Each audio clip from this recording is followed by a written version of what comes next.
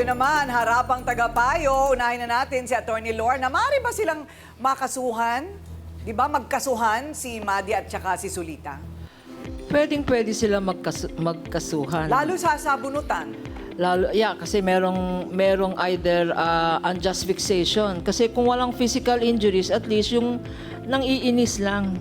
Pati yung kanta-kanta na yan, pwedeng unjust fixation yan, yung pang-iinis ang ibig sabihin nun. Or pag dumating sa sabunutan, slight physical injuries. Pag gusto natin uminom, know your limit. Ha? Kasi sa batas, ang alcohol, pag uminom ka ng alcohol at gumawa ka ng krimen, kagaya ng ang tawag dyan, aggravating circumstance. And lastly, idadagdag ko lang kasi araw-araw kayo umiinom. Sana yung inaraw-araw ninyo, gawin yung productive. Kung kayong mga magbarkadang nag-iinuman, magkaroon ng samahan o cooperative, hanggang 25,000 ang pwede niyong kunin as microfinance. Ay, biro mo. Malaking bagay yun na nalalaman natin yun. Di ba, Madi? Imbis na nauubos ang oras natin maghapon sa kainom, mauubos ang oras mo ng paghahanap buhay. Tama. Tapos parang pabuya na lang sa'yo yung inom siguro isang beses sa isang linggo. Yes. Ayun. Tapos masaya pa. Ikaw pa ang manlilibre kasi meron ka ng kinikita. Di ba, Sulita? Okay, so, si Dr. Love. Ayan, Dr. Love. Kagaya ng sabi ko kanina, ate ko ring, magkaibigan yung dalawang yan. Maniwala kayo sa akin. Pag nakaamoy ng alkohol yan, magkaibigan yan. Pero sabi nga ni attorney, gawin natin productive ang buhay natin. Kung araw-araw, nagiinuman tayo, it's not a good sign. Ibig sabihin na nagiging alcoholic na tayo, bisyo na yan. Tingnan niyo ang priority niyo sa buhay, yung pamilya o alak. Salamat po.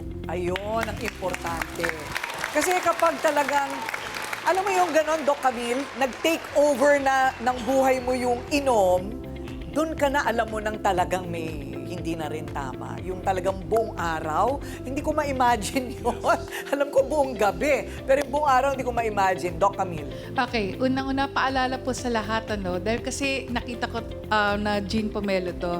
Akala nyo dahil kasi marami kayong intake juice, yung sugar po nito, hindi nyo napapansin, baka mamaya, na kayo, pre-diabetic na kayo, tapos may fatty liver kayo, tapos sa araw-araw na yan, cirrhosis of the liver. Ito pong tinatawag nating AUD or alcohol use disorder, yung palagi pong pag-inom. Pag masyadong nakikita rin ng mga bata na expose sila na nakikita umiinom yung mga magulang nila, hindi po ibig sabihin na nahahawa ha.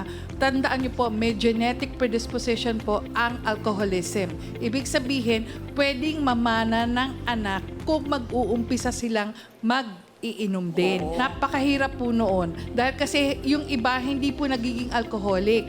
Pwede po na itong tinatawag nating alcoholism, pwedeng iba magiging chain smoker, magiging addict, magiging gambler, lahat po ng pwedeng masamang bisyo ay mangyayari dahil po yung tinatawag nating genetic predisposition. Naku, oo, namamana pa pala yun. Biro nyo, kung mga anak ninyo, makikita ninyo, tingnan nyo na lang yung mga anak ninyo, kung makikita rin ninyo maghapong umiinom, sesermonan nyo rin. Hindi ba? Sesermonan nyo rin eh. Imbis na sila'y maghanap buhay para sa kanila, sa inyong mga apo, right?